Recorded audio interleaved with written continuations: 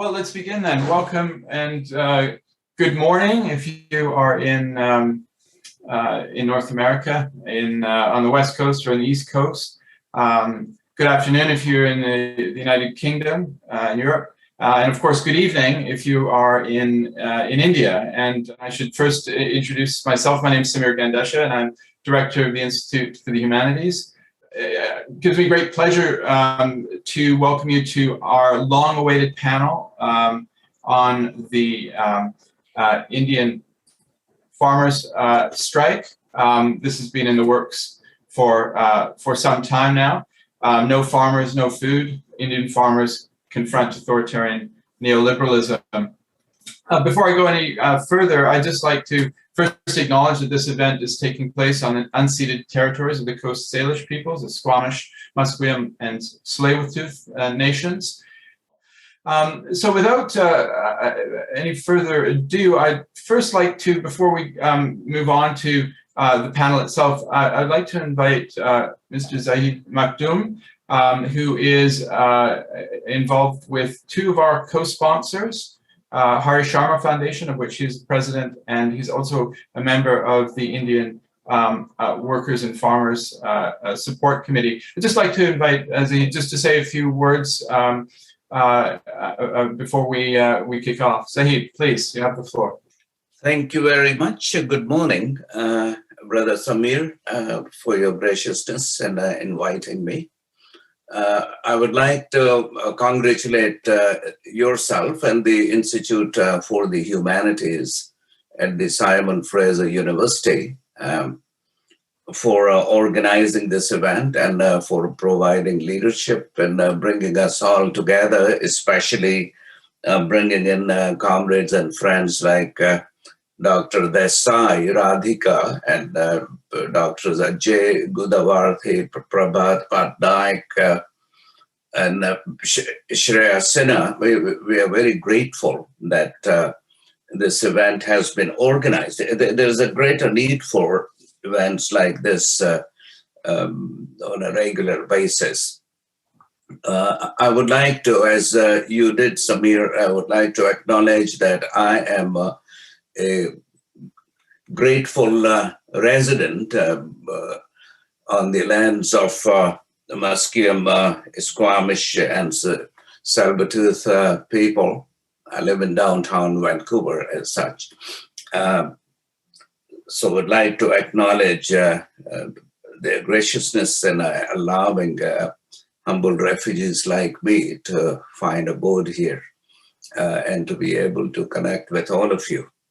Hari Sharma Foundation was established towards the end of the first decade of this century, 2008 to 2009. We have been active since then. We provide some scholarship support to some students in a variety of institutes here in Canada and US. As well as provide some kind of a support.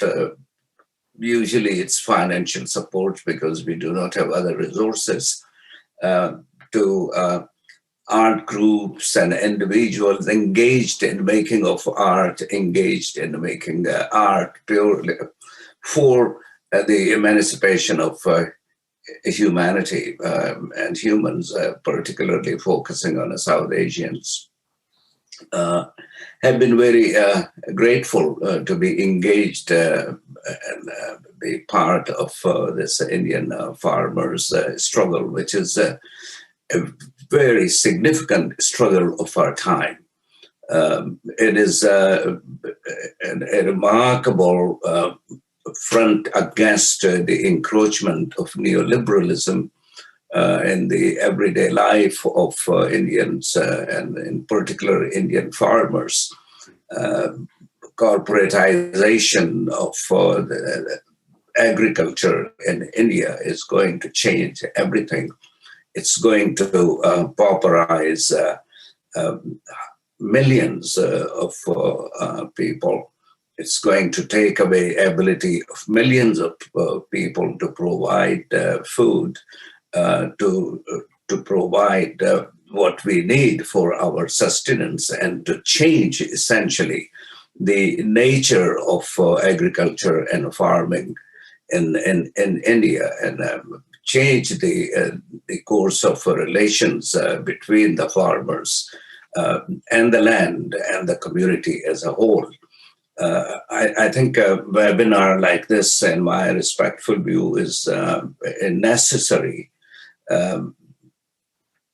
intervention on part of all of us to fundamentally educate ourselves on what is going on there, how to contain it, and what is behind all this talk about converting the centuries-old model of small, I shouldn't say centuries old, but it was somehow changed, mucked around during the colonial days, but changed back into small farms, people basically making a living off their farm, providing and protecting their seeds, and helping a community live a healthy life, have access to non-GMO type of foods. And I think what's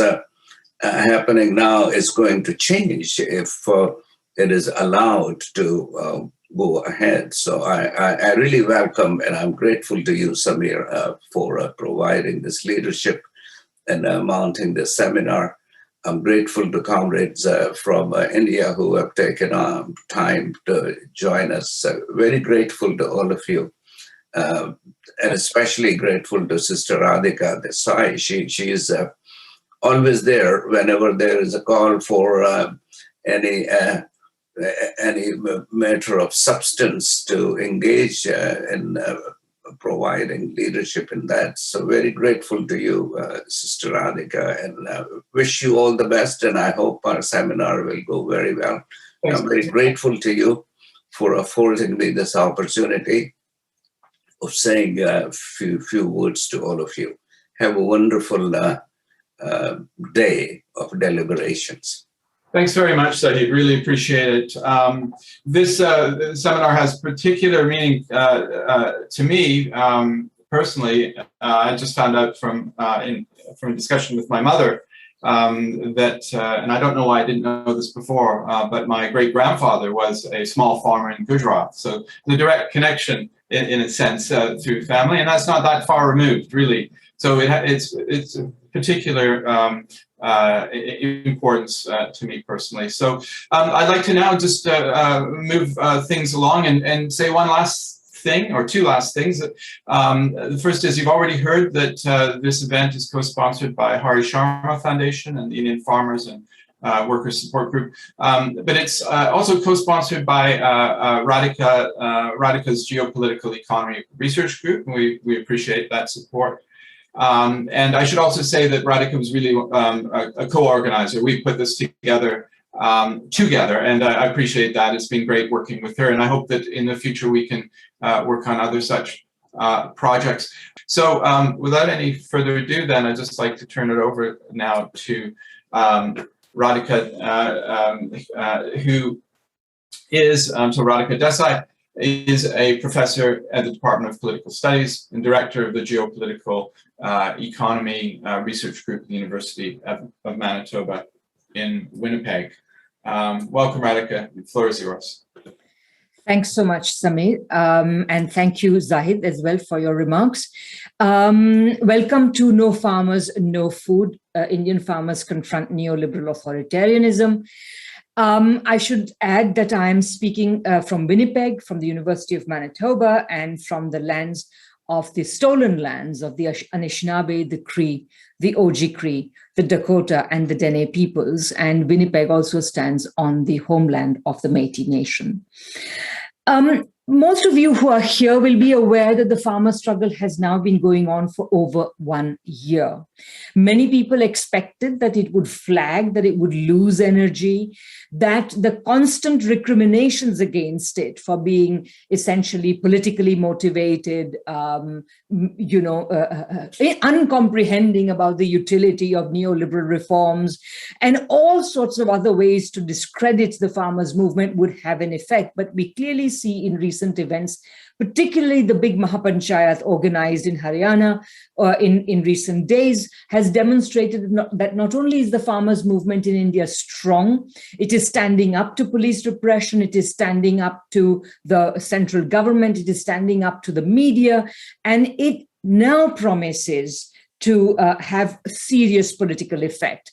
At the Mahapanchayat in Haryana, the farmers' movement has committed itself, if it was not already committed, to actually making change, making political change in India, to attacking the present government, which it considers to be a useless government, a worse than useless government, a deeply harmful government. They have also declared September 27th as a nationwide bandh. They've called for, and this will also demonstrate the fact that the farmers' movement has support all across the country. It is not confined to certain parts of the country. So it's really difficult to underestimate the importance of the farmers' movement. It's historic. It's the biggest mobilization of people in India. And as you know, this has come alongside the previous mobilizations against the citizenship bill and so on and so forth. So there has been a lot of unrest in India, not surprisingly, because the government that we have is deeply, deeply anti-people. The significance of the farmers' movement is also underlined when we consider that India remains a very, very much an agricultural country, with up to 40% of the workforce still involved in agriculture. Although, of course, as you can see, the difficulties that arise when this 40% actually produces about 17% of the GDP. So how poverty is also concentrated in agriculture. The farmers' movement is strong because they know that the 3 farmers' laws that they are opposing are practically guaranteed to involve many of them losing their land. It has mobilized women, it has mobilized youth, it has used both old and new sources and structures of solidarity. It has generated its own music of protest. It is standing up to what I consider to be a fascist government. It is standing up to corporate capital, both domestic and foreign. It is standing up to secure food security for millions and millions of people in India. It is in many ways standing up against capitalism itself. It is standing up against the erosion over the decades of a carefully constructed apparatus of some minimal level of food security for most people and for the country. It's standing up against the Indian middle classes and their neoliberal wisdom, which they take for granted. It's standing up against the commodification of everything. It's standing up against, as I said, the calculated efforts to discredit them. So in many ways, I would say when I watch these protests, I feel that they distill everything that is the best in India. And I think that this is why these farmers deserve our solidarity, our support, and our understanding. So today we are going to have 3 wonderful speakers who are going to help us to answer questions such as what is the larger political economy of these protests, what accounts for their persistence, what can people do to support them, what are the chances of success, what will success look like, how they are changing the face of Indian politics, Indian society, Indian economy, and Indian culture. So we have 3 speakers. They will be going in the following order. We will first have Ajay Gudavarthy, then Shreya Sinha, and then Prabhat Patnaik, and I will introduce them in turn. So let me begin by introducing Ajay. Ajay is an associate professor at the Center for Political Studies at the Jawaharlal Nehru University in India, and he works on political theory, contemporary political movements, civil society, democracy, post-colonial theory, and populism. Before teaching at JNU, he also taught at the National Law School in Bangalore, where I also spent a term, Ajay, many years ago. And he was a visiting fellow at the Center of Modern South Asian Studies at Tübingen University in Germany. His books include India After Modi, Populism and the Right, He has edited Secular Sectarianism, The Limits of Subaltern Politics, published by Sage in 2019. He's currently working on a book entitled Democracy and Revolutionary Violence, which will also be published by Sage. And Ajay also writes quite regularly for various newspapers, including The Hindu, The Telegraph, The Wire, and NewsClick. So Ajay, please take it away. Like I said, please keep your presentation to between 15 and 20 minutes. So, okay.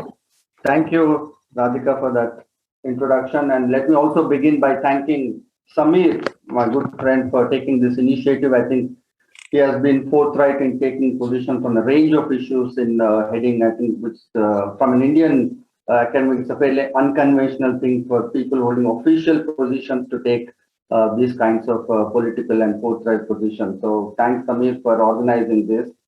Talking about the farmers' movement, I would argue that I think the significance of the farmers' resistance today in India goes way beyond agrarian issues, way beyond merely, it's not a question of agriculture, it's not merely the question of political economy alone. I think what farmers have done in the recent past, I think has been, since this regime has come in 2014, I think farmers' resistance has been the first resistance which has kind of seriously dented the reach and the substance of right-wing populism. I think we need to make sense of the farmers' movement in that sense. We have had certain protest politics earlier too, the anti-CA and students' protests. But I think, to my mind, farmers' protests for the first time managed to dent the kind of narrative structure that right-wing populism built, which kind of drew an equivalence between various kinds of disparate social demands and kind of sutured and kind of stitched them into a common Hindu majoritarian identity. And to my mind, I think it was doing this fairly successfully, the current regime, and it continues to be fairly popular, the kind of narrative. So in my book that Radhika mentioned, India After Modi in Populism, I try to actually get hold of what kind of a narrative did they spin that in a society like India, which is so socially and culturally so diverse in terms of regional and linguistic, in terms of questions of nationality, that this regime kind of, perhaps for the first time, managed to generate a certain kind of a popular appeal to Hindu identity, so that many groups started to self-reflect themselves in terms of being feeling included into that dominant majoritarian Hindu identity. So I would like to briefly introduce what those strategies of the BJP RSS were, and how I think farmers' movement needs to be understood in terms of how they're actually making a dent into that kind of a populist appeal. And then one could discuss what could be the possible future of this. To begin with, I think right-wing populism, apart from being majoritarian, all of that we often talk about, of having those fascist tendencies, I think at heart of it had mobilized a local cultural idiom to project a kind of an anti-elitist project. I think that was a very successful kind of mobilization that happened in post-independence period, which earlier we had referred to as Bharat versus India. So it's an interesting thing to observe that how right-wing populism began to kind of mobilize that Bharat in that local cultural idiom. And therefore it was at the heart of it, it was an anti-elitist project. It had a kind of symbolism of class mobilization, of class politics, at least at the symbolic level. Second, I think they successfully mobilized the what I refer to as herd pride of dominant peasant intermediary castes like Patidars, even Jats, Kapus in South India, across a range, that this anxiety that neoliberalism caused in the landed intermediate caste of a certain kind of a decline, of falling out, I think they could mobilize that herd pride and stitch it with the age-old stigma of the subaltern caste. So they managed to have an appeal. Therefore, there was a sizable shift in electoral terms of Dalits and lower-end OBCs towards the BJP. So that stigma was being, kind of stitched along with the herd pride of the dominant social elites. Third, I think they spoke of a more universal registers in terms of Sabka Saath, Sabka Vikas, and projecting development as an inclusive paradigm while of course on the ground they had a highly sectarian kind of mobilization, and that development paradigm did not actually work. And if you look at the kind of narratives they spun from Achhe Din earlier on, kind of creating a new aspirational hope, to Saaf Niyat Sahi Vikas, bringing in questions of affective dimensions, questions of emotions, to question and stitching them to the question of development. They finally moved on to Atmanirbhar Bharat, which we essentially know is a kind of a neoliberal, voluntaristic kind of a paradigm, which also kind of symbolize the scale and speed of development, so on and so forth. So, I mean, I can go on. This, so in the sense that I think right-wing populism was a very complex kind of a narrative structure that they developed, keeping in mind various social conflicts, various disparate social social fragmentation that existed on the ground. I think farmers' movement has, for the first time, posed a challenge, unlike opposition political parties, which were struggling to kind of give us an alternative narrative. They were failing to mobilize the anger. There is a fair amount of discontent on the ground, but that's very sectoral, that is very local, that is very regional. We could see that what happened in West Bengal elections, that Mamta could kind of mobilize that. I think farmers' movement is, for the first time, is at least holding up a promise that there can be an alternative, shall we call it peasant nationalism, that can possibly again bring back, kind of draw a new kind of an equivalence between disparate social groups and conflicting interests. I mean, that's a probability. As I see the movement today, that I think they have got much of their narrative, their symbolism right. They began with the idea of food sovereignty. That is pretty much universal. I mean, it's not, they did not talk about just their sectoral class or agrarian interest, but they said this is about food sovereignty of the nation. So they actually pitched an alternative discourse of nationalism, which reminded us of Gandhi's salt satyagraha. Equate the way Gandhi could equate the symbolism of salt with the question of sovereignty and popular participation. I think farmers very much succeeded in doing that. And I think that, to my mind, did speak to even urban professionals, middle classes. I think it had an appeal across board. In what way? I think, again, it's a very complex, I will not get into the details of it. But what it did do, I would argue, is what, Romila in a recent book on dissent talks about, the question of collective conscience. There is a collective subconscious that exists in every civilization. And, she traces it from Bhakti movement to Gandhi and so on and so forth. I think farmers are speaking to that kind of a collective subconscious in terms of projecting this alternative narrative of food sovereignty and bringing back the question of dissent in a big way. And therefore, they, I think, managed to bring back, draw the same kind of equivalence between region, local, the question of nation, question of religion. I think farmers are able to pretty much connect all of this across board. My second question would be, therefore, so my first proposition would be that farmers' movements has to be located as a resistance to right-wing populism and the kind of imagination that right-wing populism brought. I think they're questioning that majoritarianism in a very big way. The second big question would be that the farmers' movement is, of course, being led by rich peasantry where the Green Revolution actually happened. Of course, we do have participation of small farmers. We have sporadic participation of landless and Dalit laborers. But it is essentially, I think, a protest led by rich farmers. And this, I think, and rich peasantry, as we know, was part of the hegemonic bloc, as Pranab Bardhan would argue way back in 1980s, that India had three dominant proprietary class between rich industrial bourgeois, rich peasantry, and urban professional middle class. So going back to Pranab Bardhan's argument in terms of these three dominant proprietary classes, which actually at the root of the kind of relative autonomy that Indian state had, this I think raises very important questions in terms of how do we characterize the farmers' movement, that what is its potential in terms of its social transformative capacity. Of course, I think in one sense, the Jat landed community does belong to hegemonic bloc in India. I mean, by no stretch of imagination, I would say that they do not.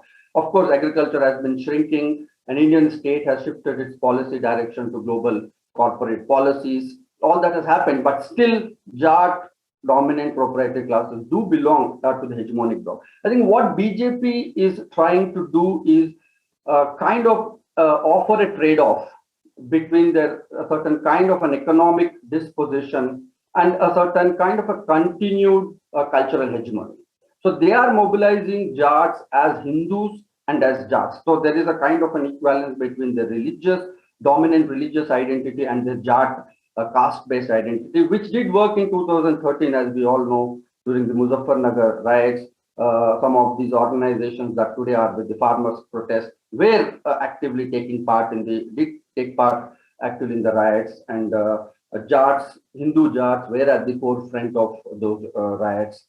So what BJP, and I don't think that's an exhausted experiment. I mean, my journalist friends in Uttar Pradesh, in Western UP, continue to tell me that there is a fair amount of polarization that is still continuing on the ground, in spite of the recent Mahapanchayat that farmers had, where they made an open appeal. I mean, it was like a South African Truth and Reconciliation, where Pikayat made an open apology to the Muslim farmers for what happened in 2013. Muslims accepted that apology, but they did make a point that that was the fault of Jats. And for the first time, the Jats accepted their mistake and said that they did get waylaid by BJP's communal and sectarian mobilization.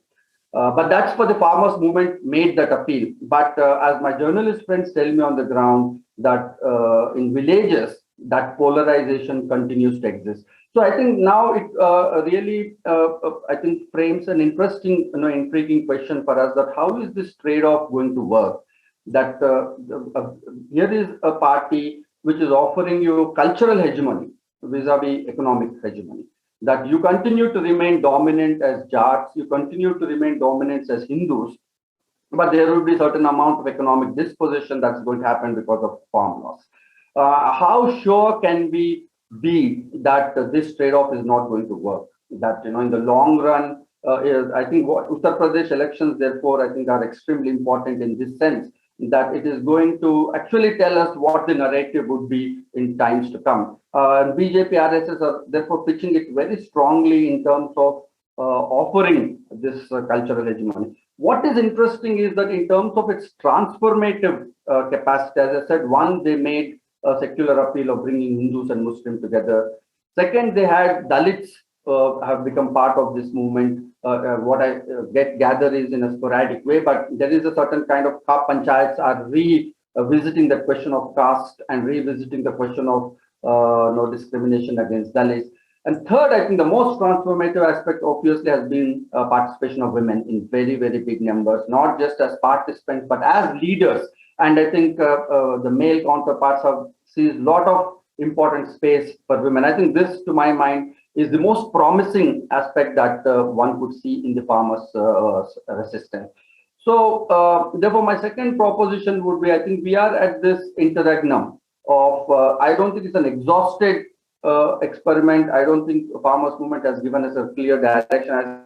At one level, at a symbolic level, they have opposed peasant nationalism against the Hindutva majoritarian nationalism. At the second level, I'm arguing that economic disposition being traded off through cultural hegemony. How is this going to work in terms of common everyday peasant? How are they going to? If you watch Nakul's, video, that wonderful documentary Muzaffarnagar Abhi Baki Hai, where you could see that popular appeal of everyday peasants did exist. This Hindu identity, Hindu appeal, a sense of inclusivity, and that cuts across castes. Even Dalits feel included once you have that Hindu appeal. So that appeal, I think, continues to exist on the ground. That is not exhausted. But how is it going to play against this kind of economic disposition? I think we are therefore at an important juncture in terms of which direction it is going to take. Because farmers' movement are also raising larger, they're not raising merely question of agriculture, but of late they have been raising question of privatization. Pikayat raised this whole question of the sale pipeline, monetization pipeline of sale of railways, fisheries, labor codes. scale of public sector unit, scale of public sector unit, so on and so forth. So this mounting of this kind of a large anti-corporate, global corporate agenda, how far would that have an appeal in the rural hinterlands? No, one cannot discount the robust common sense of Indian peasantry, but history tells us many multiple stories that they can play a larger than life role. But going by the current context of neoliberalism, where dissent has not been such a great, has not been the mainstay. Therefore, will farmers' movement really be able to mount that kind of a large questions of public sector, commons, public goods, privatization, corporate capital? Will they be able to really bring back those big social demands? And asking Dalits and OBCs to move beyond identitarian kind of questions. I think in that sense, therefore, farmers' movement is much larger than merely about talking about agrarian crisis, so on and so forth. My last point would be, I would conclude by arguing that in terms of BJP's, that I think it poses also a very big challenge, because entire BJP and RSS have mounted through this strongman phenomena, this larger than life leadership model. And that's one reason why Mr. Modi is not able to back off on these demands, though he knows that there is no consent for them, there is a large scale discontent. But the mounting of the very notion of governance has been through this larger than life kind of a leader centric kind of an imagination. Therefore, that's one big reason why he's not able to back out. And therefore, this question of the strongman phenomena, I think, at the heart of right-wing populism. If farmers do succeed in pushing back, suppose they concede the demand, that's one of the things that we are getting to hear, is that BJP, just before the UP elections, might concede some of these demands. How would that play out? Some are arguing that farmers might go back to voting to BJP, but will it dent that larger than life image on which that kind of a majority and muscular majoritarianism is based? I think is also an interesting question for us to discuss. I think I'll stop here. Thank you. Thank you so much, Ajay. It's very insightful and thought-provoking, and definitely we will have lots of discussions about exactly how party politics is going to interact with farmers' politics, and especially in the coming very critical elections. Okay, our next speaker is Shreya Sinha. Shreya is a postdoctoral researcher at the Department of Geography at the University of Cambridge, and her research is essentially on agrarian capitalism in India, where she has investigated the accumulation strategies of capitalist farmers in Punjab. She has studied, for example, how they negotiate with traders and corporate firms in commodity markets and so on. And Shreya has also written about the political economy of indigenous people, of the Adivasi people in the Western Ghats. So Shreya will, I'm sure, give us very many interesting insights into the broader political economy of the farmer struggles that we are looking at. Please go ahead, Shreya. Thank you, Radhika, and thank you to the Institute for the Humanities and other organizers for inviting me here. It's really a privilege to be, speaking in such great company. So I will offer here my thoughts, not as kind of, not in terms of kind of predicting what would really, what would happen. I don't think it's possible to do that often with the kind of process that is unfolding, as we speak. But I would offer them as kind of reflections on, what has happened so far. And I actually would like to take the question of, what is at stake, which I think was posed by the organizers in the abstract, and speak about it in two different parts. One in terms of, agriculture and the wider economy, and then I'll say something about what it means for the state and for politics. So let me, I think at the risk of some repetition, and I would imagine that several people in this audience would already perhaps know a fair bit about the three laws that are at the center of this storm, as it were. But I mean, just to kind of say that the three laws read together and read alongside some of the other kind of recommendations of different committees that have been coming, over the last few years, they really signal a kind of a radical kind of restructuring of, how agricultural systems exist in the country. So, I mean, the first law, I'm going to say very briefly some of the key points and, the key laws, points in the laws and why they're important. So the first law, of course, is, popularly known as the APMC bypass law, which means it's a law that would bypass, the regulated wholesale agricultural markets, and, where the governments would procure food grain and other commodities, if applicable, from the farmers at minimum support prices. And these are the wholesale yards or the mandis where private traders and firms and agribusiness also operate against some fees. So the new kind of law around bypassing it would basically imply that a parallel market yard would be set up where these private traders will not be taxed, and this would where there is no kind of guarantee that the agencies would buy at MSP. Of course, it still happens that, a lot of produce is sold outside of the MSP, but particularly in these parallel market yards, we don't know what's going to happen. There's very little regulation. So, of course, there is a fear that once the regulated yard will be made uncompetitive, effectively, the MSP will also become simply something that exists on paper.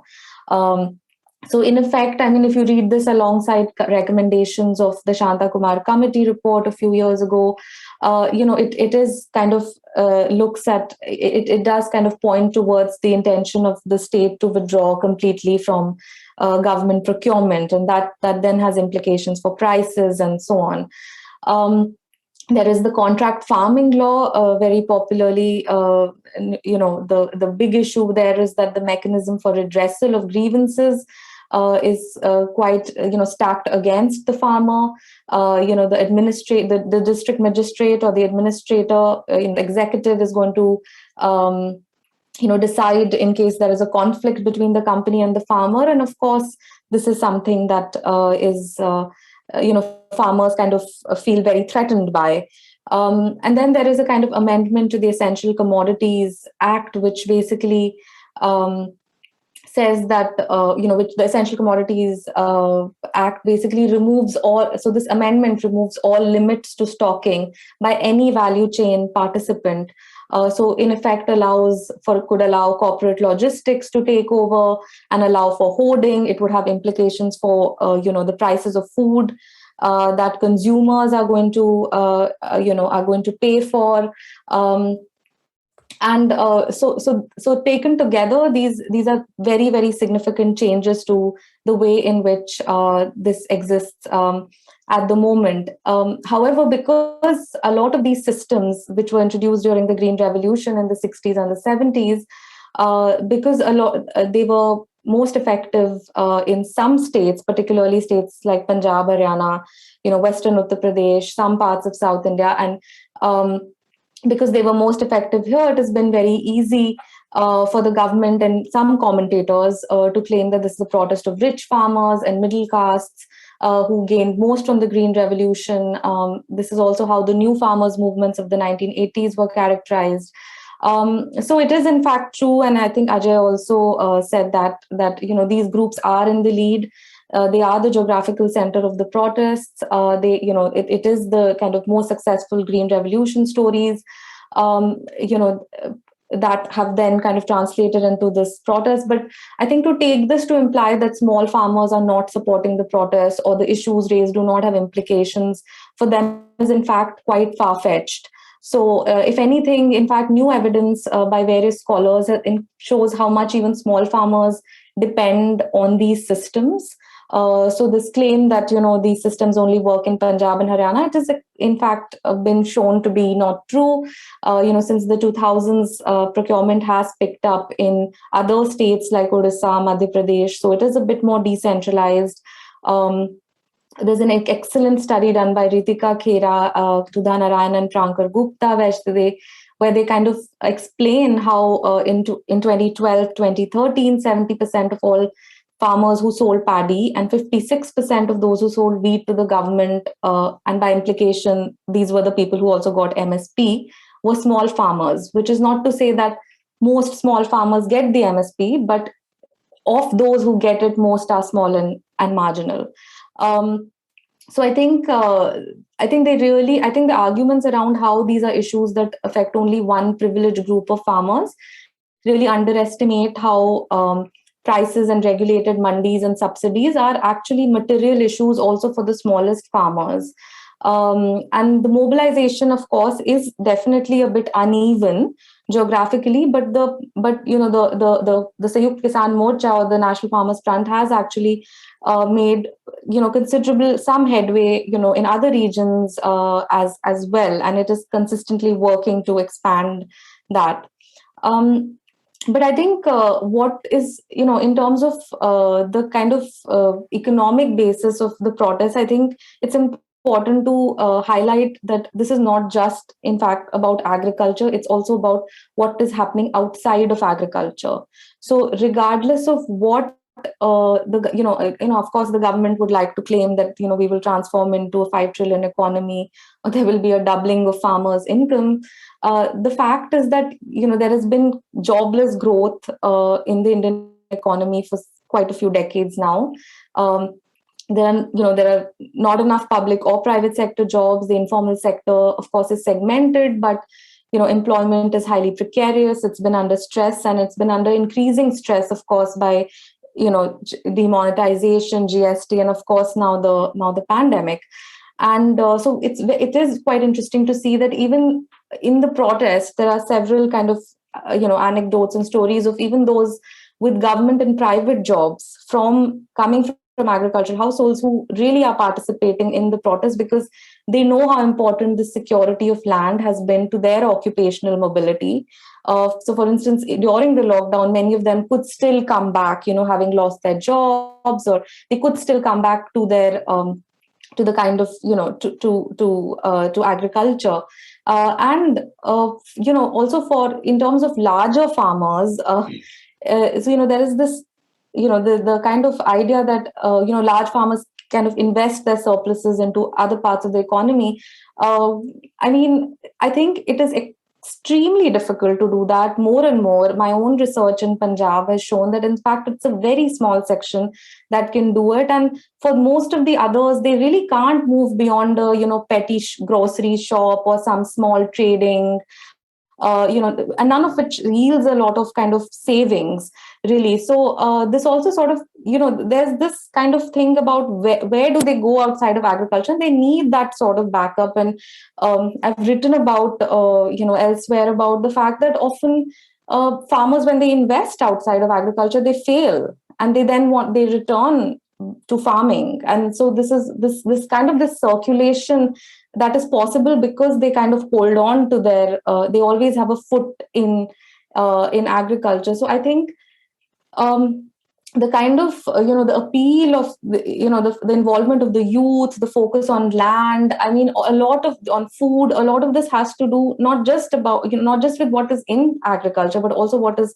going on outside of agriculture in the economy. And we know that it's since it's getting worse and worse with every passing year. So just I would like now to talk a little bit about what is at stake in terms of state and politics. So what is the kind of role of the state that the protests are kind of envisaging?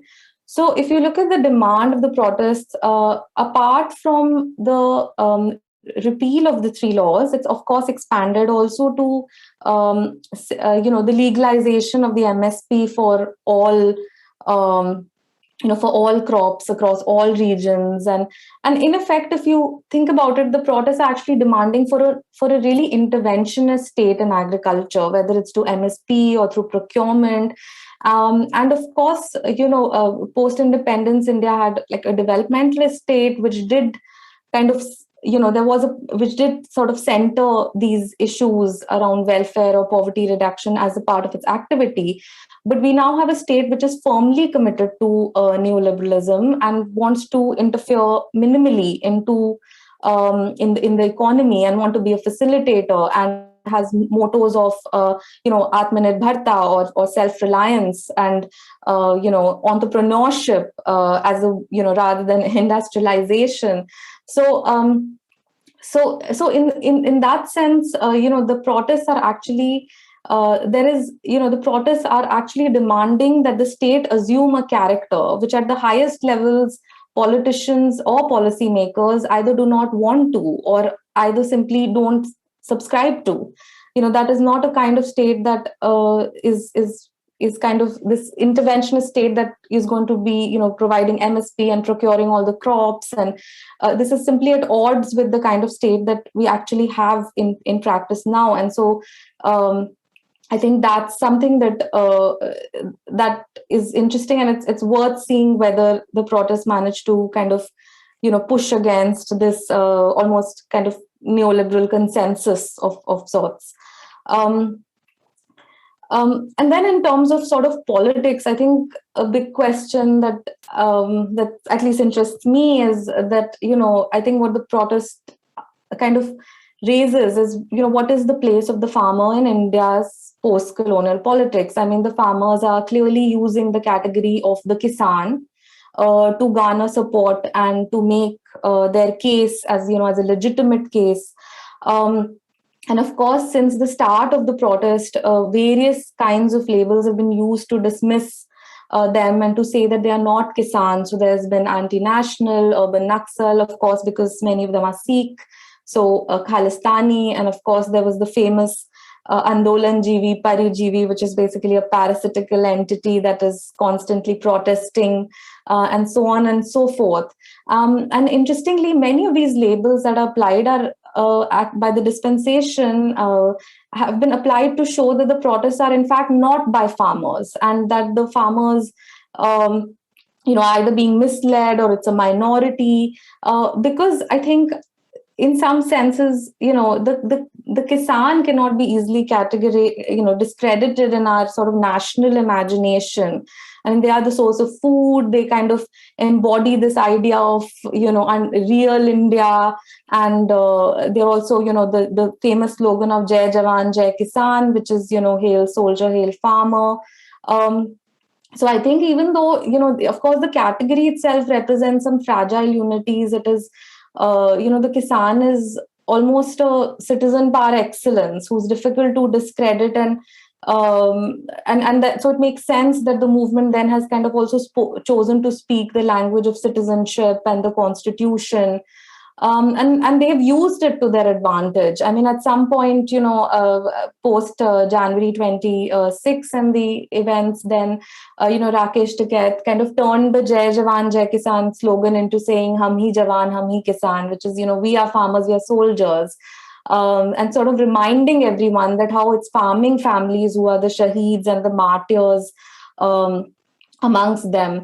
And they've kind of gone beyond, of course, using this kind of the India of the nation and the citizen. But I think what is really heartening, and I think this is what Ajay also mentioned, was I think the kind of willingness to expand the idea of the Kisan to include women.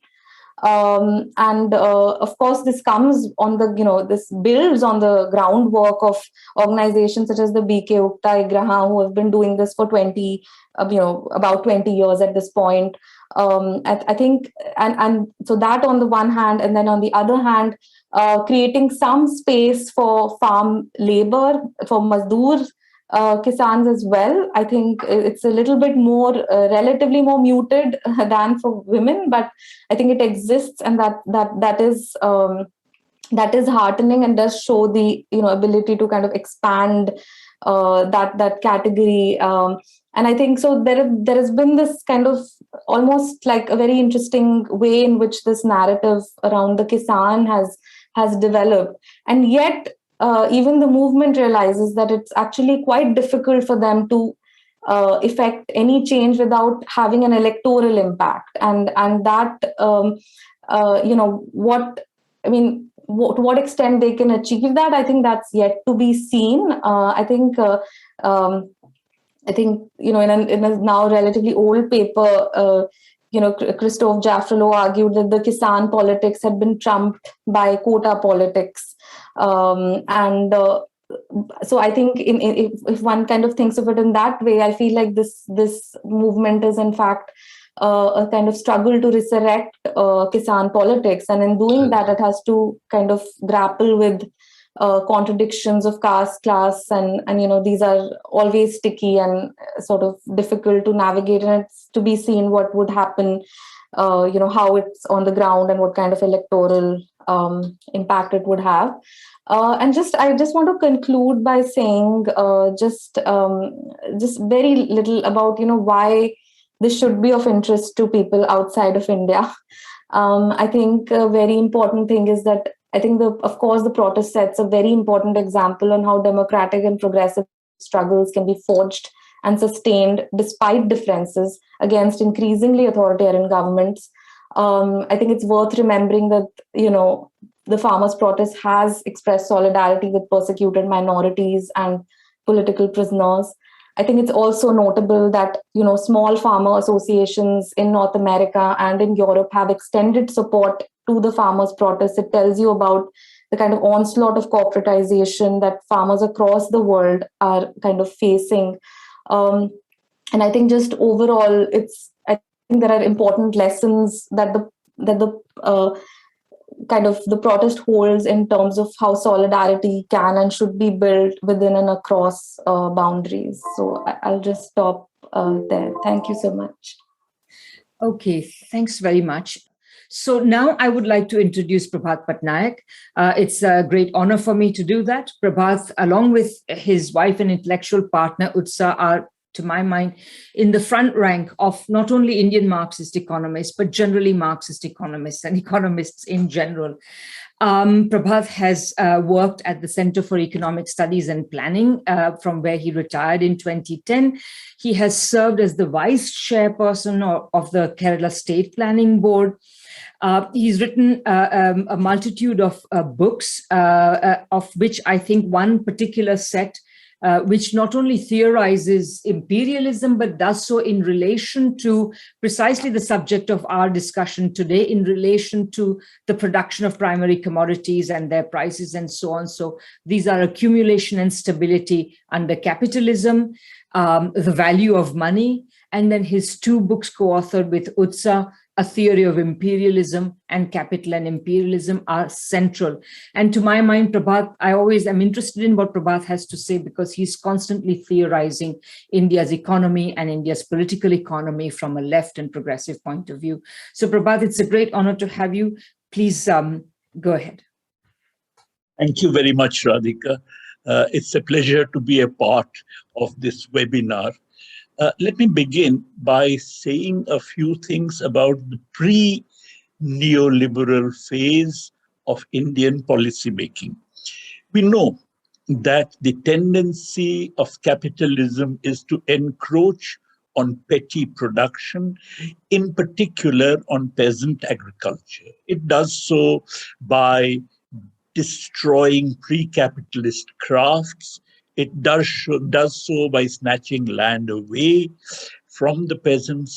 It does so by ensuring that fiscal resources are squeezed out of that particular sector and handed over to the capitalist sector and so on. All these are different instances of what Marx had referred to as the process of primitive accumulation of capital. The tendency of capitalism is really to squeeze petty production, including, of course, peasant agriculture, through a process of primitive accumulation of capital. Now, the post-independence dirigist regime in India tried to ensure that outside capital, the capitalist sector or the monopoly capitalist sector, was not allowed to encroach on peasant agriculture or petty production. In fact, this was really a legacy of the anti-colonial struggle because of the fact that the anti-colonial struggle in India, as you know, really took off in the 1930s. And one of the reasons it took off was because of massive peasant support. The peasantry had been hit badly by the Great Depression of the 1930s, and it rallied around to the anti-colonial independence movement. And of course, one of the promises of the independence movement was that come independence, and you never have to face the kind of crisis which you are facing today. As a result, when independence did come, there was an effort to sustain peasant agriculture and petty production in general against the onslaught of outside capitalist forces, particularly the monopoly capitalist forces. Now, this did not necessarily prevent the emergence of a capitalism from within the agricultural sector itself, through the kulaks or the rich peasants moving up, or through the landlords actually converting themselves into capitalist landlords from feudal landlords and so on. So there was a certain tendency towards capitalist development from within agriculture itself, but outside capitalist elements were not allowed to encroach on the agricultural sector. The state interposed itself between the outside capitalist sector, or the capitalist sector, if you like, on the one hand, and of course peasant agriculture on the other. The state did so in a number of ways. The state did so by providing all kinds of subsidies input subsidies to agriculture to make it viable, by ensuring that prices that the peasants got were remunerative, by protecting these prices and therefore the domestic agricultural sector from the world market price fluctuations, which, if you remember, had been the cause of the crisis in the 1930s, by having the government going in for big research and development expenditures, not from agribusiness, but from the government. The peasants got newer practices, newer varieties of seeds and so on, and to disseminate them, an enormous extension services program was actually set up, which was probably the largest in the world. So in very many ways, the state interposed itself from agribusiness on the one hand and domestic monopoly capitalism on the other, and the agricultural sector. And what is more, it tried to ensure through various means that peasant agriculture continued to remain viable. I know that this would have had differential impact on different sections of the peasantry. Lots of studies have shown that. But the point is that on the whole, you really did not have the kind of destitution of agriculture that colonialism had entailed. Now, neoliberalism actually gets rid of these kinds of state interventions. Now, it has done so by totally winding up the extension system. It has done so by allowing agribusiness to deal directly with the peasants. It has done so by removing subsidies on inputs on the grounds that they're not fiscally sustainable, because you have got a 3% fiscal deficit limit as far as the central government is concerned. Another 3% for state governments, but fundamentally you have got the fiscal responsibility legislation, and with various tax concessions being given to big capital, you obviously find the state doesn't have the resources, and that's used as an excuse for removing all these subsidies on inputs. Therefore, in the entire paraphernalia of the entire arrangement which had been put up in stages, of course, not all of it immediately, in the post-independence period prior to liberalization, is progressively dismantled. And one very important element of this dismantling is that cash crops are no longer provided with the kind of price support they used to be. Typically, what happened was that various boards, tea board, coffee board, rubber board, coir board, all these boards had a marketing function. And the marketing function meant that they would intervene if there was a price crash.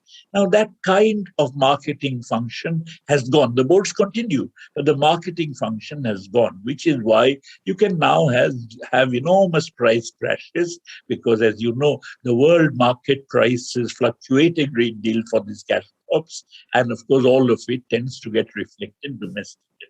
True, the government could use, to an extent, despite WTO, the tariff bounds which are allowed to it to prevent such fluctuations from reflecting themselves accurately in the domestic market. But on the other hand, the government has not really done that. As far as cash crop production is concerned, it has now become subject to all the vicissitudes of market price fluctuation. Of food crops, however, the government till now had not really dared to upset the arrangement that had been set up earlier. As you know, 22 food crops were the crops for which there was actually procurement at predetermined prices and so on. And this is something that no government till now had really dared to muck about with, dared to interfere with. And this is something which the present government is doing. And if you do that, then of course, you completely expose agriculture to encroachment by monopoly capital.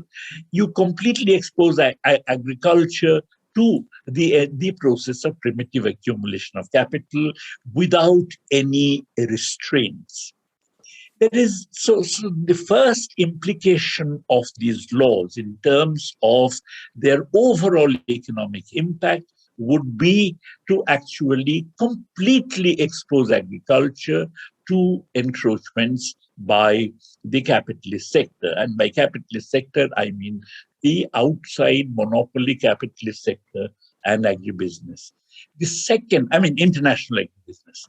The second implication is, of course, to make sure that actually there is a shift in the pattern of land use. For a very long time, there has been an effort on the part of the metropolitan capitalist countries, the United States in particular, to make sure that India produces those kinds of crops which are demanded in the metropolis, while India becomes an importer of food grains. Now, exactly the same thing had happened in Africa. And of course, Africa, if I may say so, was pushed into that kind of a scenario, and the implications of it in terms of famines and so on, we are very familiar with, because obviously in a crop year in which you don't have enough foreign exchange, but you really find, you find that you have to import food grains, you don't have enough foreign exchange for importing, you won't be able to provide the population the required food. Now, this is something, as I said, which the United States has been pushing India into for a very long time. But on the other hand, this is something which has been resisted again till now. As a matter of fact, in May 2018, in fact, the entire WTO arrangement has been rigged to pressurize countries like India into abandoning food crop production. For instance, in May 2018, as I said, the United States wrote a letter saying that, look, the government of India is actually providing subsidies to its agricultural sector on account of food grains which are much larger than is provided, than is allowed under the WTO. Now, how do they calculate the subsidies? They calculate the subsidies by taking the average world price that prevailed for the food grains in 1986, 87, and 87, 88, the average of those 2 years. they take the foreign exchange, the exchange rate that prevailed at that time between the rupee and the dollar. That price is multiplied by the exchange rate of that period. And on the basis of that, you get a price which is, as it were, the allowed price. Then you look at the minimum support price the government gives, find out the difference, multiply it by the total amount of the crop that is produced, and divide it by the value of the crop, and you get a calculation of the magnitude of subsidy. Now, exactly the calculation was as follows, that if you did that, if you took the price that prevailed in 1986 to 88, no question of a rise in cost, no question of permitting a rise in price, no question of permitting a depreciation of the exchange rate. If you simply took that price and brought it to 2013-14, which was the year for which the US made the calculations, then you find that per quintal of rice, the price should have been 235 rupees. Per quintal of wheat, the price should have been 354 rupees. As a matter of fact, despite the peasants getting shortchanged, during 2013-14, the minimum support price of rice and wheat were about 1,300 rupees, I think 1,356 and 1,386 or something like that. That means there was a difference of a good 1,000 rupees between what was, according to the Americans and according perhaps to the letter of the WTO, the allowed price, and of course, what was the minimum support price. These 1,000 rupees, when you per quintal, when you multiply it by the total crop output and divide by the value of the crop output, you got 77% of subsidy for rice and about 65% for wheat. Now, that is really a ridiculous calculation because of the fact that actually the peasants have got badly shortchanged during this entire period of even by the kind of procurement prices, the minimum support prices, the government itself fixed. So on the basis of that, and the Americans would say that you are giving too much of subsidy and reduce the amount of subsidy. The moral of the story is actually to get rid of this entire system of minimum support price, which is presumably against the letter of the WTO, which had been dictated by them and which I don't know how the government of India accepted. Maybe some kind of overworked junior bureaucrat in the Ministry of Trade attended the conference, didn't even notice what there was, what he was signing on, and he signed on. Whatever the reason, the fact of the matter is that under the WTO, the entire effort has been to roll back the system of support prices, of the system of government support for Indian agriculture. And this support has been rolled back, as I said, for cash crops, but for food crops, it still has not been rolled back. And these laws are meant to roll that back, which is why the government is steadfastly refusing, under American pressure, under imperialist pressure, to actually budge from its stand on the laws and even to have a statutory provision of the minimum support price. After all, you could always have a law which says that, yes, of course, we are going to have minimum support price, but that the government is not willing to do. They keep assuring that, yes, we are not going to give up minimum support price, but they're not willing to have a law which actually provides for it. Now, the reason, therefore, that this is happening is because, once more, like in the earlier period, in the 1950s, we used to have food grain imports. And in fact, the food grain imports were such that, through the late 50s and early 60s, we had PL 480 imports. PL 480 imports made the country import dependent, so that in the middle of the 1960s, when we had a very bad 2 years of crop failure, we actually, the United States used what I would call food imperialism in order to arm twist India into doing all kinds of things which they wanted. And it is then that the government of India said, enough is enough. Indira Gandhi was the prime minister, and that we must develop self-sufficiency in food grains. Self-sufficiency, I know, is a very problematic concept. I would argue India is not self-sufficient in food grains in terms of what is a decent amount that everybody should be getting to eat. But on the other hand, the point is that we did develop a sort of self-sufficiency in food grains. Now, this is something which is going to be destroyed. And the effect of the destruction is so serious. I mean, for instance, you look at today, what's happening in Sri Lanka, which is our neighboring country. In Sri Lanka, because there has been a fall in the foreign exchange which Sri Lanka has earned from tourism, there is simply not enough foreign exchange to buy food. And Sri Lanka has become dependent on food imports. And as a result, people are really looking with great fear about what the future is going to bring. Now, for a country of India's size, if you do not become food self-sufficient, then this can have absolutely disastrous implications. And of course, these laws, therefore, are going to have absolutely disastrous implications. So these laws are not only going to facilitate the entry of agribusiness and the entry of the domestic corporates, big corporates, into agriculture to encroach on petty production, peasant agriculture, to squeeze the peasantry, through lower prices, which means the peasants would get into debt and which means that they would lose their land over time and so on.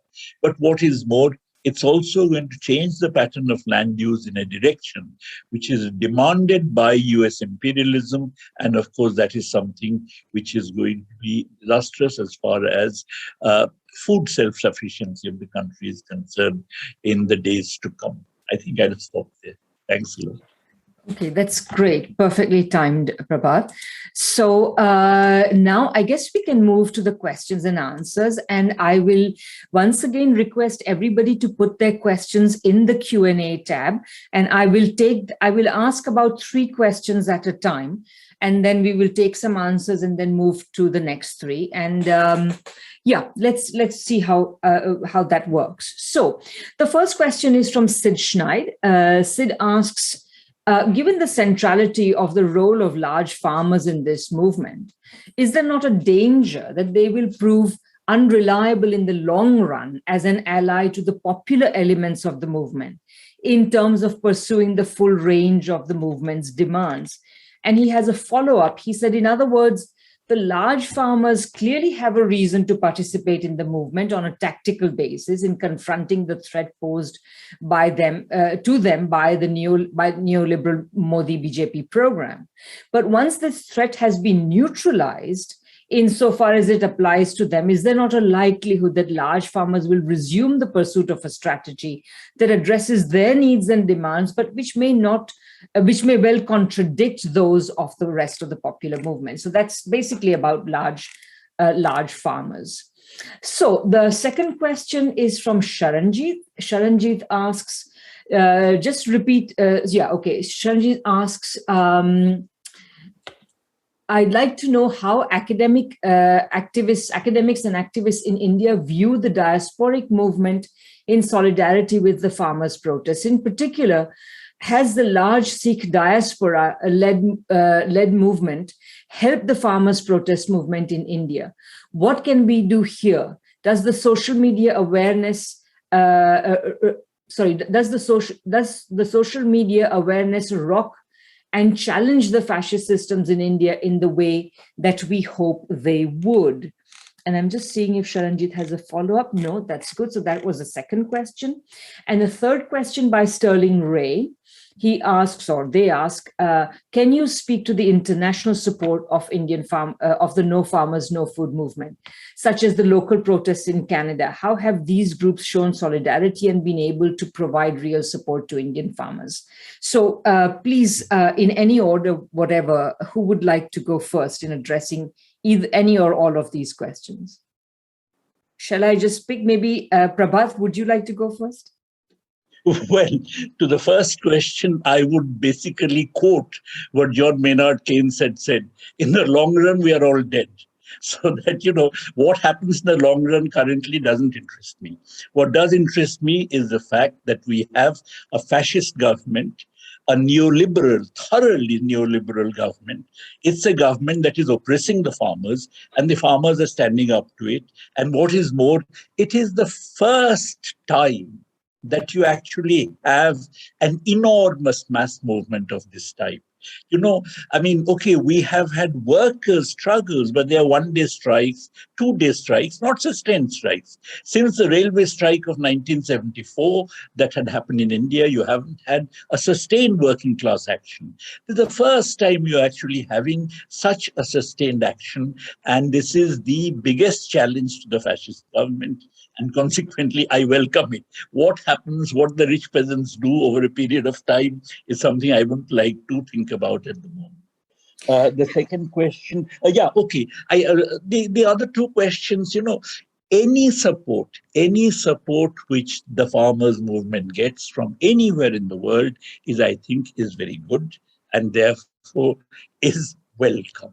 What impact it has, we don't know. We don't even know what impact the farmers movement itself would ultimately have. But the point is, any support it gets is welcome. Yeah, that's great. And I would just like to add to Prabhat's point about the rich farmers that, there is a certain, in the initial phases of the rise of Hindutva, they did tend obviously to take the support of these rich farmers and so on. But today it's partisanship in favor of the highest echelons of corporate capitalists so great and so blatant that it is ending up alienating some of the smaller property owners as well, which today includes these so-called rich farmers. So I think that and that is really the defining characteristic of the Modi government. So it's not necessarily clear to me, that this is going to disappear very soon. Okay, other people would like to take any of these questions. Ajay, please go ahead. Yeah, Radhika, to that question by Sid, I think it's a very important question in terms of how large farmers would kind of know their influence or their role, especially if BJP is to have an electoral victory, and in Uttar Pradesh elections in February. As ground reports of journalists do tell me that there is an undercurrent of polarization. And there is every possibility that this rich farmers might kind of move back into those kinds of optics that they had been earlier pushed into. I think that is something that should interest us. We should keep an eye very closely, keep a watch as to how which way would this go. Because what BJP is doing is very interesting, that they're kind of pushing some kind of a post-material kind of an approach, that they're pushing them down in the material base, cornering them in terms of their economic mobility, but offering them certain kind of cultural mobility in terms of as Jats and as Hindus. So we may not want to quickly reject that there is some possibility that farmers might begin to self-represent themselves as belonging to this cultural hegemony as opposed to their economic position. How would that work? I mean, much of BJP's politics, if you see in the last 7 years, has been of this kind, that there has been a kind of a trade-off between material disposition and psychological, affective, emotional kind of upliftment and inclusion. This worked with Dalits, this worked with lower-end OBCs. So there is something that we might have to watch, that how I think caste dimension, I think makes we need to kind of frame the economic questions through the cultural lens at times, that the economic question might not be a plain, bare economic question, that the caste dynamics allow these groups to self-represent themselves and trump the material questions at times. So that's something that we need to really keep in mind. And I thought maybe Shreya, you wanted to come in as well, because you were sort of your research was blowing some holes in this notion that there is this substantial layer of very rich farmers, etc. I mean, I actually just want to say that, of course, there's a sort of contradiction between, say, the interests of large farmers or, landless laborers and so on and so forth. But I mean, I think there are two things. One is that, of course, large capitalist farmers or capitalist farmers in India are also under a lot of stress. They do manage to make, a profit, but this is extreme, under pressure from a lot of different things. If they're trying different kinds of crop combinations, then one of them will be something that is not supported by by an MSP. So I mean, there is a kind of lot of pressure, that kind of material pressure that they feel as well. Of course, there is contradiction between large farmers and other classes, but I think this is a political, and who knows how it will play out, but I think it is important. I think the political moment is such that one has to kind of see, look beyond, well, for the moment, perhaps look beyond and look at the kind of challenge it presents to the current dispensation. And just to say something on the international movements, I think, I mean, I would agree. I think it's hard to say what effect it has, but of course, it's huge, and it's important to keep the conversation alive. I mean, in the UK, I'm sitting in the UK right now, but this is just the visibility of the issue. It's been raised in the parliament. It's been there have been massive car rallies all over the world, and I think it's just kind of to ensure, to keep the issue sort of alive. I think it's important that people continue to extend their solidarity in however they can.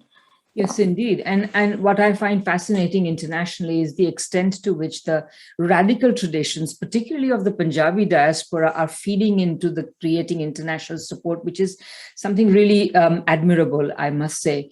Okay, another set of three questions. The first is from Gerardo Otero, and Gerardo asks, to what extent is the peasant movement in India linked with the Via Campesina, the transnational movement that advocates, among other things, the food sovereignty program? Is there explicit solidarity by other chapters of Via Campesina? That's one question. A second one comes from Kiran Rajan, and I'm going to read all Kiran's little points so that they are all taken together. So firstly, Kiran asks, if these farm laws assured MSP, are they good? And why would... And also, why would these laws not help small and marginal farmers if MSP are assured? And Kiran goes on to say, with the sort of technology we can use these days, does it not make sense to have one huge market that can be regulated by government, ensuring a reasonable return to farmers? And finally, Kiran has one more point. Can you talk about some policy changes that would help small and marginal farmers? So that was the second set of questions. And then a third set of question comes from Sukhmanpreet Kaur. As Shreya mentioned, that the farmers, Kisans, were labeled as not farmers and have been called terrorists, Khalistanis. And by doing so, they, presumably those who are calling them these things, are trying to oppose and suppress the movement. My question is, how these labels were initiated? And the news media has played a huge part in it. The media has a powerful voice, but it is speaking someone's words. Don't you think that the media is a huge part of the capitalist industry in this governance and is controlled by the people in power? So, any set of reactions in any order? Yeah, go ahead, Prabhat. Well, international solidarity, I think in terms of actual links to an international movement, I am not aware of there being any such links. I mean, I think the Indian laborers and Kisan movements have been on their own, and I don't think that they actually have an explicit links with any of these. Second question is about, you see, the whole idea is to prevent the government from having regulations. So the question of actually the government having a regulation in a big market and so on just doesn't arise. The whole idea of the laws is to prevent the government from regulating the food, agricultural markets and food grain markets in particular. The point is that, you asked, for instance, that if there were minimum support price laws, would the three laws be acceptable? The government, in the course of its negotiations with the farm leaders, has never suggested that, okay, we are going to have a law for minimum support prices. Are you people agreeing to that? I mean, the question just hasn't come up. So the point is that, that this is really a non-starter. Yes, I think that's it. The other was addressed to Shreya. Shreya, go ahead. Yeah, so I think in terms of Lavia Campesina, as far as I know, has explicitly supported the movement. I think it's been, I think they have the internet, they've extended support, but as Professor Patnaik said, I don't think there are any explicit links. I mean, for example, the Karnataka Rajya Raithu Sangathan, which is the Karnataka Farmers Association, they are a part of Lavia Campesina, and of course they also participate in the protest. So on the question of MSP, I mean, yes, the legal right of an MSP would be great, but of course that's not something that the government is willing to do. The MSP, even where an MSP is announced, if there is no procurement of the crop, as happens for most crops other than paddy and wheat, and sometimes there are other crops which get MSP. So without those systems which require public investment, it's not, that itself is not also going to solve the problem. I think the laws, of course the government wants to claim that this is very good for small farmers. I think there is this overarching idea in policy circles, both nationally and I think even internationally, that somehow the problem that small farmers have is that they need access to a market. I mean, even small farmers are already part of the market. They're often making sales on distress conditions. It's not like, some sort of market has to be. So, I mean, it's those conditions under which small farmers are integrated into the market, which is in question. And the laws are, in fact, not... are designed in a way, to have as little regulation as possible, which is, of course, to the detriment of these kind of smaller farmers. I mean, in terms of just the question on labels, and I think that was a question really on the role of the media. And honestly, I think the answer seems pretty simple. I mean, a lot of mainstream in media in India is completely, speaks in the language of the government. It's corporatized and it is highly compromised. And I think so. I think I just want to say, yes, I think the media is just mainstream media is just acting as a kind of arm of the government, and that's why they also manufacture the same kind of discourse. So, absolutely, yeah. Arm of the government, arm of corporate capital. Did you want to add anything, Ajay? Yeah, on the question of the media, that while it's true that it's working as an arm of the government, but I think it's more important to see that they are playing a role in terms of generating a certain kind of popular imagination. So there is an element of popular politics.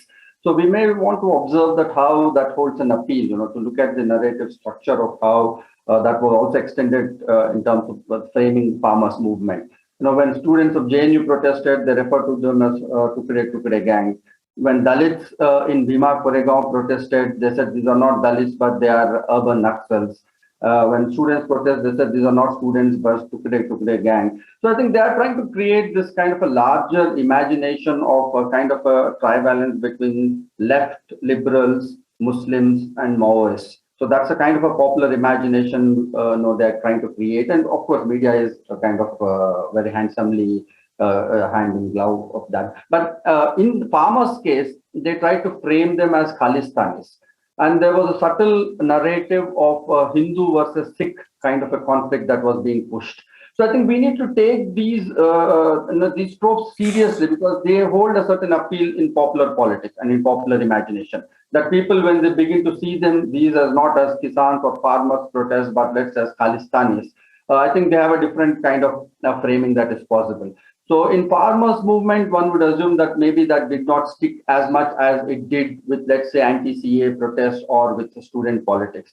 Why should that be so? I think is a very interesting question. I think that farmers' movement did manage to create what cultural sociology would call a larger identification with various other social groups, which I think the anti-CA and student protests could not create. And therefore, the cultural symbolism, I think, becomes extremely important in the way we understand. So it is media, corporate media, all of that. But even that media has to filter it through certain cultural codes in terms of popular politics. And that's where I think BJP and RSS are very, very tactical. I think they have their hand on the pulse, that they know how popular politics works, and that therefore that symbolism, I guess, we need to take it serious, even as we mount our critique against corporate media.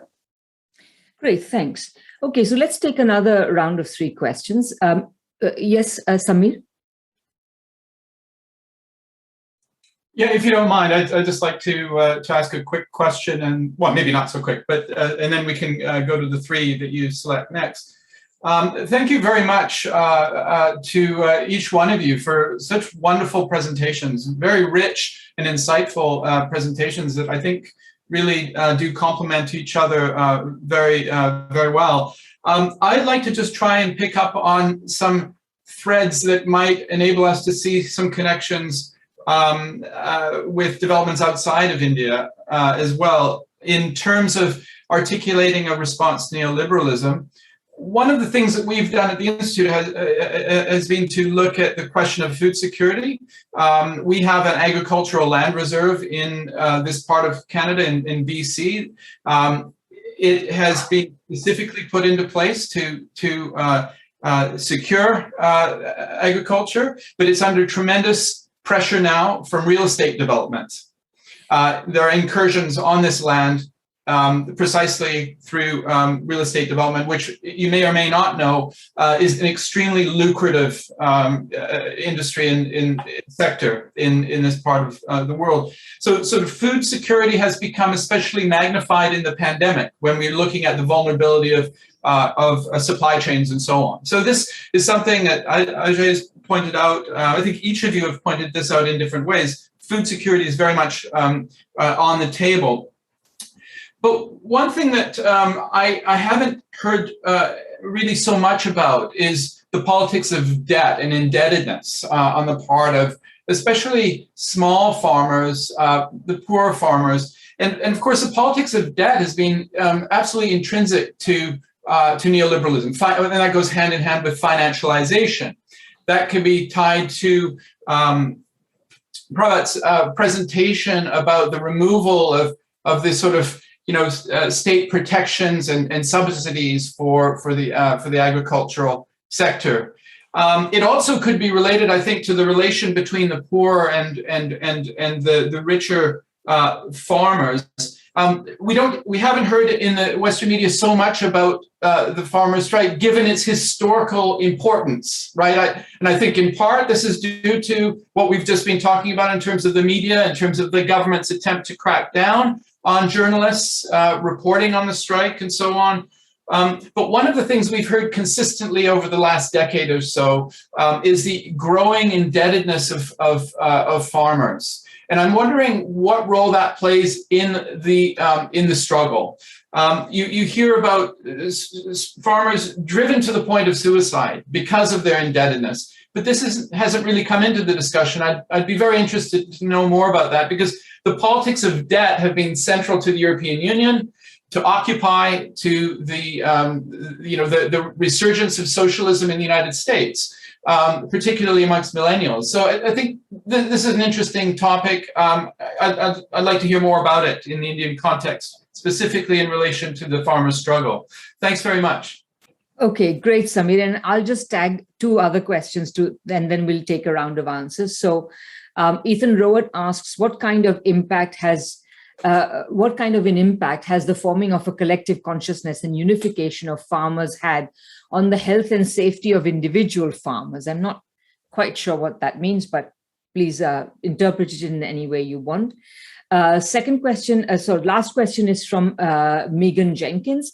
What kind of impact can people, especially farmers around the globe, have by joining the movement? Is it a goal of the Indian farmers to gain support around the world, or is the main focus on those directly affected? So in any order whatsoever. Would like to, maybe this time I'll ask Ajay to go first. Okay, thanks. So I'll take Sameer's question. I think that's an interesting question. I think, in fact, it's a very deep question. One is the economic aspect of indebtedness, and that did play a big role in terms of, as you said, farmer suicides. I think in projecting agrarian crisis, P. Sainath has done wonderful work for over the last 1 decade or so. But apart from the economic question, I think what is important that this regime did, I would say partly successfully, is to equate the question of debt with the question of shame. And therefore, there's a question of, but India is going through a very interesting transition in terms of a post-patronage imagination, post-patron-client kind of relations. Partha Chatterjee points that out on some of his recent writings, which has a lot to do with the caste question. I think caste mobilization has questioned systems of patronage, in terms of social systems of patronage. So what this current regime has done is to kind of hook that sensibility to welfare, that in terms of projecting welfare, state protections as a kind of a patronage systems, which I think a classical case that has happened in the United States. When Occupy Wall Street, I visited the site. I mean, there was a lot of shame in terms of discussing debt, food and debts, in terms of discussing one's salary, things of that kind. So this is a very classical case that India is going through currently, that debt is now being, the way it is being framed is in terms of a post-patronage, that we don't have to rely. That's why this whole new slogan that Prime Minister has given, Atmanirbhar, I think has an appeal on the ground, that, something that you need to do on your own. And also remember, India has a relatively younger population. So that I think the post-patron client system, I think Partha Chatterjee makes this very interesting argument that emergency was the last time that state imposed something from top down, that after that it was in terms of a process of consultancy. So I think that how caste dynamics, anti-caste politics tie up with welfare dynamics, I think is an interesting question that we might have to wait and see how this is going to play out. Okay, Shreya, do you want to add anything? I just want to respond to the question of, Sameer's question of the politics of debt. I think that's really a very important aspect. In fact, I think even as a researcher, I think the first thing, if you go into the field, the first thing a farmer will say is, talk about is karza or debt, and that invariably forms a large part of the conversation. Of course, in the recent years, loan waivers have, the government trying to do loan waivers, and promises of loan waivers have been an important part of this whole narrative. I think the way it one of the important ways in which this politics of debt played out in this protest was vis-a-vis traders and kind of commission agents that are in the mandis or the wholesale markets. And the argument was, the government has often tried to say that it's these commission agents that are giving informal loans to these large farmers that are kind of supporting and carrying this movement forward. And of course, some of these unions, particularly in Punjab, they have some of those unions have some antagonism with these kind of traders. But the fact is that in the end of the day, it is these, and actually the farm laws are not just affecting the farmers, but also, of course, if they undermine the way the mandi system is, it also affects these kind of informal commission agents and licensed traders in these mandis. So, I mean, of course, this kind of the debt, the debt that farmers incur from some of these commission agents is quite exploitative, and it has high interest rates, but also nothing that the government has done so far offsets it. So they aren't providing formal credit. none of the kind of schemes that they have of cash transfers are absolutely not enough.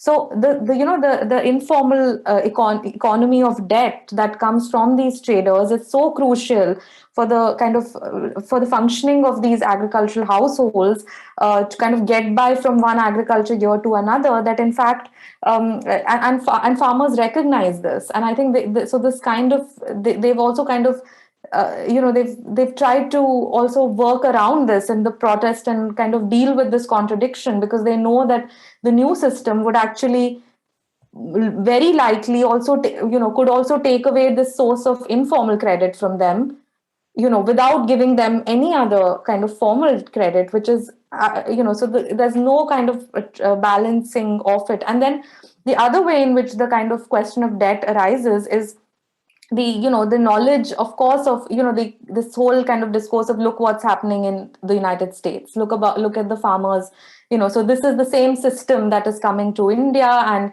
we know that corporate farming is very cost intensive, and it will require a lot of incurring of debt, which could lead to us losing our lands. And I think that kind of link between debt, land, and then identity as farmers, I think that is a kind of almost like a sort of like a spectrum that is kind of operating in this really dynamic way.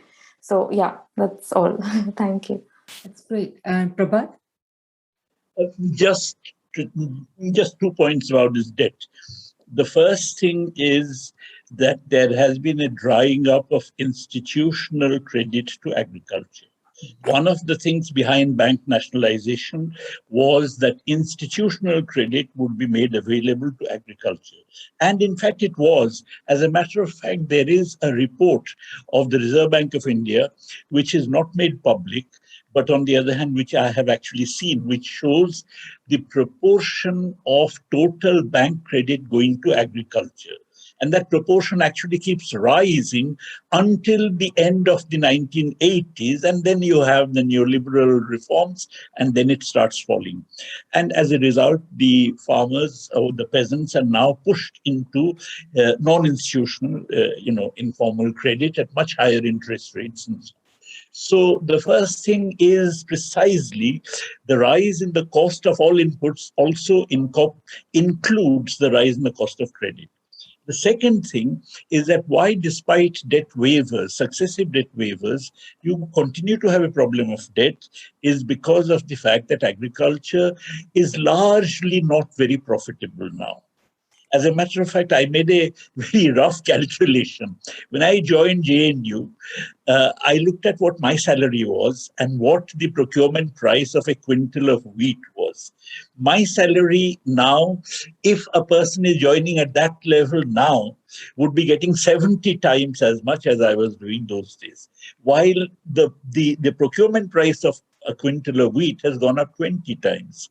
As a result, even an academic in India, and mind you, academics in India are not a particularly privileged community, is now 3.5 times relatively better off compared to what they were at the beginning of the 1970s. So agriculture is not very profitable, which is why large numbers of farmers are actually leaving agriculture. There's been a fall of 15 million cultivators between the 1991 and 2011 census. And that's why the question of debt keeps coming up. And that is what also pushes farmers into suicide. 4 lakh farmers have committed suicide from the middle of the 1990s. Right. Okay. So I think we are kind of, we're nearing the 2-hour mark and we should wrap up soon. So what I will do is I know there are quite a few questions still, but I think some of them have at least been partially answered. So I will be a bit selective. And if I leave out your question, please forgive me. But here are 3 final questions I'd like to ask. So the first question is from, hang on, where did it go? Yes, from Marty Goodman. Marty asks, what is the role of the CPI and the CPM in the movement? And to that, I would like to piggyback my own question. To what extent do you, all three of you, think that this farmers' movement is clearly historic? People have pointed out that this is the biggest mobilization of people ever in independent India. Prabhat has underlined this. Other people have underlined this. So it is huge. To what can we already see in terms of the changes in party politics that are taking place, might be expected to take place? And why? And why will or will it not translate into some big change at this level? Will it really what will it take for this movement to really constitute a challenge to the BJP government? And then I have a question from Mukhtiar. He's asking, but I think this is particularly for you, Shreya, how many rich farmers are there? What is the proportion of rich and capitalist farmers, at least in the areas that you study, and maybe in India as a whole? And finally, there's a question to Ajay. How can we see the role of judicial activism of the Supreme Court with regard to the present crisis? So I think we will end with these three questions. So in any order, again, maybe Ajay, since the last question was to you, maybe we'll begin with you, and then Shreya, and then Prabhat. Yeah, I think to your question, I think again, it's a kind of a deeply historically kind of loaded question in terms of what impact would it have in terms of the party system and political parties. Now, almost for the first time, Radhika, in Bengal elections, we had a phenomena of teachers, students, social activists being directly involved in electoral campaigns. You know, that I know of civil rights activists who may not be otherwise happy with TMC, but were part of this no vote for BJP campaign alongside farmers. So I think this social and political divide in Indian politics has been a very long enduring kind of a gap. You know, it goes back to colonial politics. It goes back to Gandhian strategies of dividing the social as against the political, so on and so forth. But I think that's something very interesting that farmers' movement have openly advertised that they are going to directly go into electoral campaigns. Now, the question that should really interest us is that what works on the social front often in the Indian case does not work on the political front. That when you get into electoral politics, I mean, look at Medha Patkar, who's popular as a social activist. She got a couple of thousand votes when she contested in Mumbai. Sharmila's case, you know, Sharmila in Manipur, I mean, she's been on fast, you must be knowing, 15 years. And when she contested elections, she got 200 votes, just about 200. So, I mean, this, I think in popular imagination, the social and the political actually run, I think, the very complex linkage in Indian popular politics, you know, because politics in general is considered to be on the downside, manipulative. There's a lot of machinations that happen. Therefore, social and the cultural is something that, therefore, RSS always keeps repeating that they are not a political organization, but essentially cultural. So the question that will these farmers going into electoral politics in terms of electoral campaign, how will it work? I think it's an interesting, larger question, just not about the farmers, but actually it's a larger question in terms of what will do to this divide between so-called civil society and so-called popular politics. Is there a popular bridge possible? Because what we see is that there's a huge gap. Look at the civil society activists of Bhima Koregaon being arrested. There's not been much popular unrest against that. You know, there is talk in sense of global campaign, but that's restricted to civil society in urban spaces. So there is that big gap between popular politics and civil society and social activism in India. Farmers' movement, if it succeeds doing influencing elections in the long term, I think this will really turn a lot of things in a new direction. Great, Ajay. In terms of judicial activism, you said, I think, I mean, the Indian judiciary has turned for good after Mr. Ramana has taken over. He's my country cousin, so I'm very happy that Ramana, he comes from a slight civil rights background. You know, he is with Kannabiran and others, his work.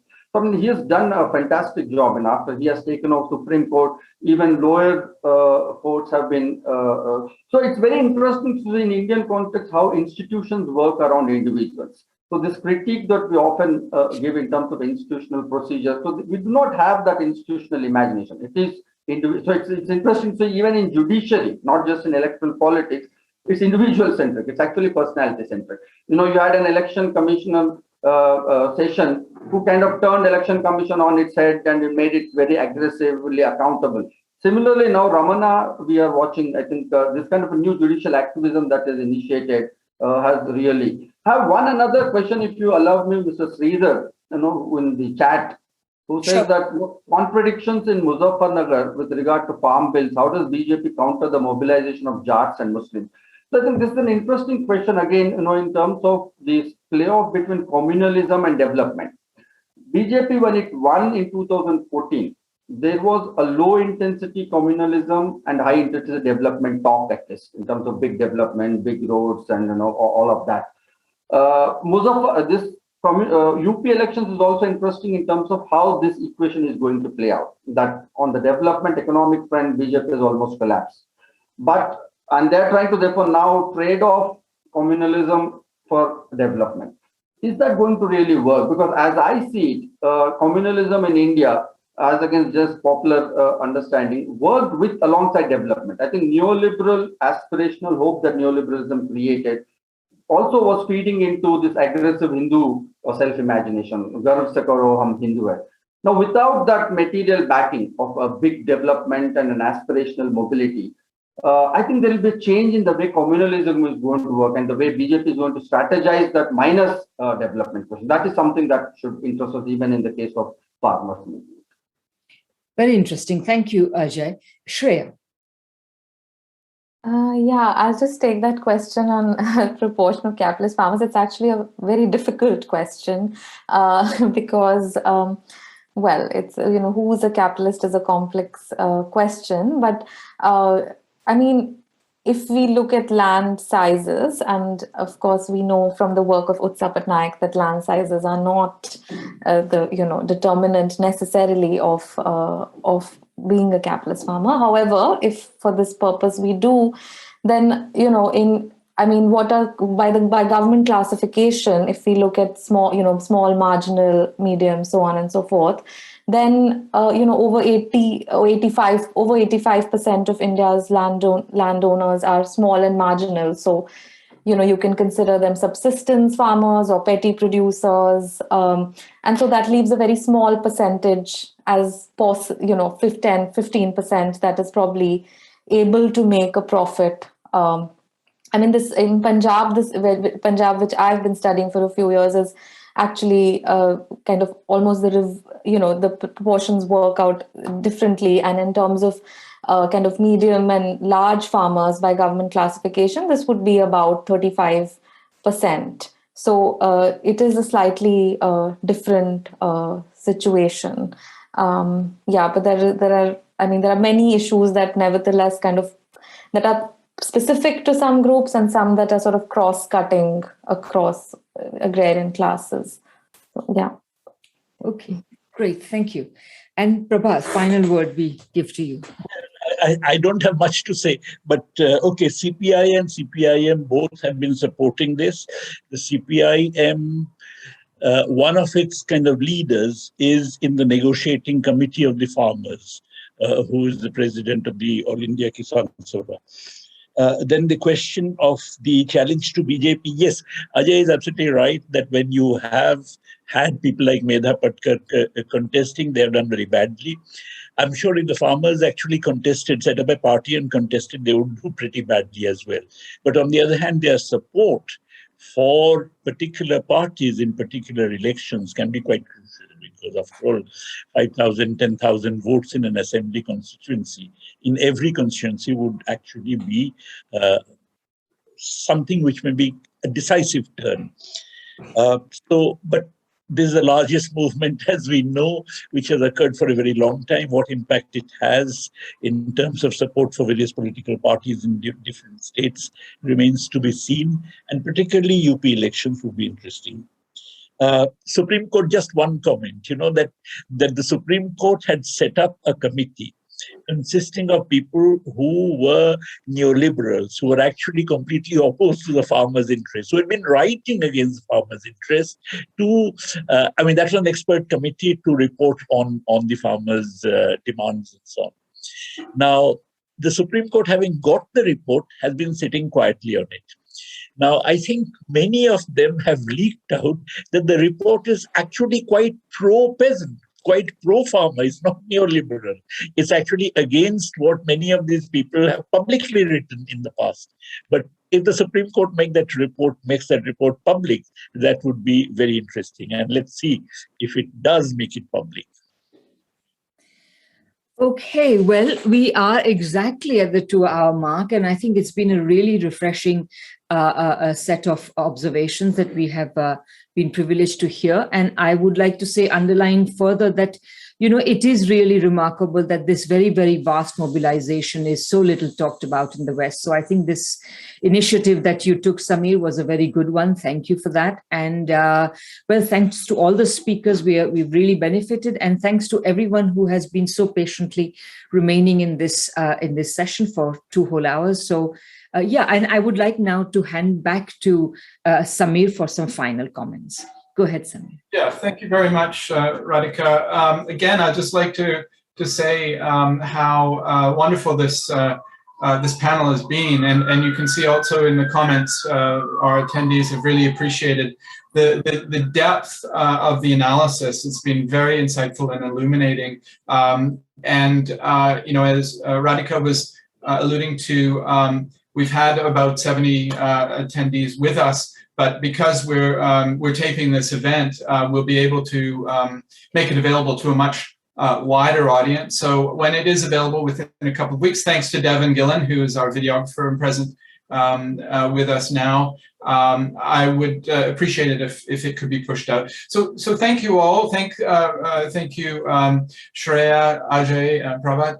A special thank you to Radhika, not only for moderating the panel with such panache, but also for helping me to organize the event. I'd also like to say a big thank you to Harinder Mahil, who also played a really key role in organizing this, and he's really a stalwart member of the community here. He's involved in so many things. Not least our West Coast Coalition Against Racism. He has a history of working very closely with farmers in British Columbia. And so thank you to him. Again, I'd like to acknowledge our sponsors, the Geopolitical Economy Research Group, Dr. Hari Sharma Foundation, and the Indian Farmers and Workers Support Group. Please do take advantage of our mailing list and sign up so you can find out more about events such as this.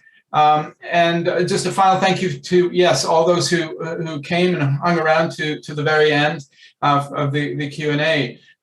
So thanks very much, everybody, and we look forward to seeing you again sometime. All the best. Have a great weekend. Bye-bye. Goodbye. Bye, Samir. Thanks, Ajay. Bye. Bye. Thanks, Radhika. Bye. Bye. Bye.